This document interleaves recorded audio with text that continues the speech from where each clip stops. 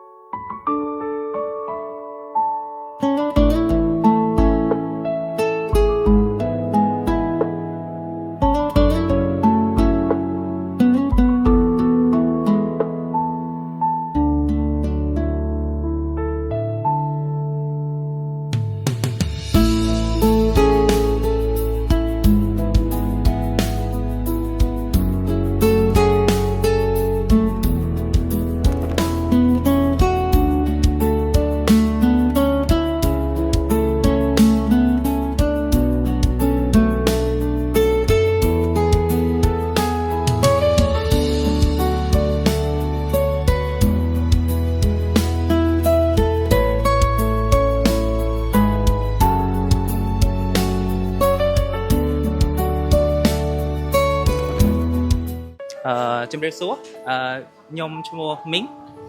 ខ្ញុំជាសមាជិករបស់ឆាប់ប៉ាហើយខ្ញុំបានចូលរួមជាមួយឆាប់ប៉ាហ្នឹងតាំងពីខ្ញុំនៅសិស្សប្រហែលជាបាន5-6 ឆ្នាំហើយចំពោះចំណាប់អារម្មណ៍របស់ខ្ញុំរីករាយនឹងជួញជាមួយឆាប់ប៉ាដោយសារឆាប់ប៉ាជា mission មួយរបស់ខ្មែរនៅអាមេរិកដែលគាត់បានជួយខាងប្រជាជនយើងតាមខេត្តយូរឆ្នាំហើយ mission នេះធំអាចជួយប្រជាជនបានច្រើនតាមខេត្តរាល់ឆ្នាំហើយជាពិសេសឆ្នាំនេះយើងបានចោះមក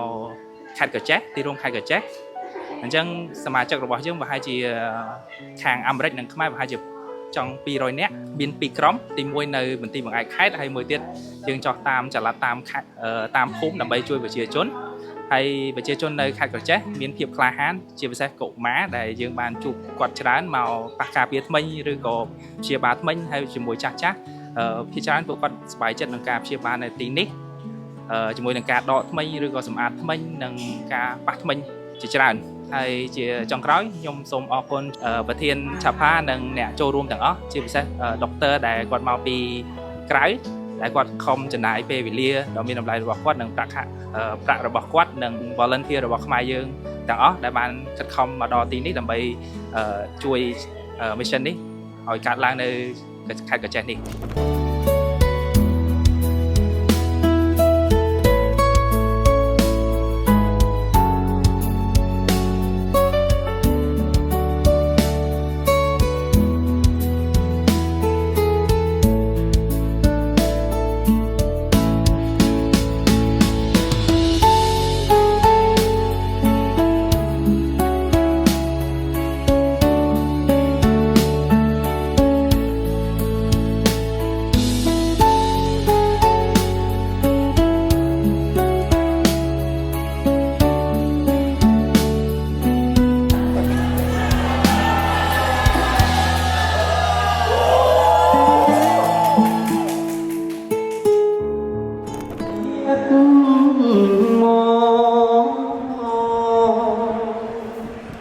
ba sân bách ba